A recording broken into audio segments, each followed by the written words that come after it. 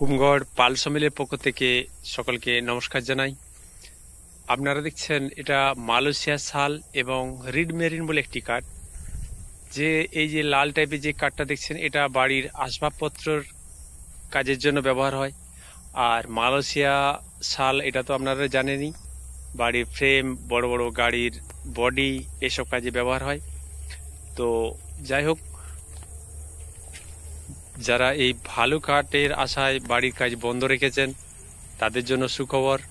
অবশ্যই যোগাযোগ করুন।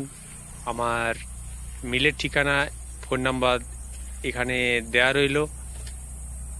আমাদের এই পালস মিলের ঠিকানা হলো পশ্চিম মেদিনীপুর গোয়ালতোড় থানার অন্তর্গত পোস্ট হুমগড়।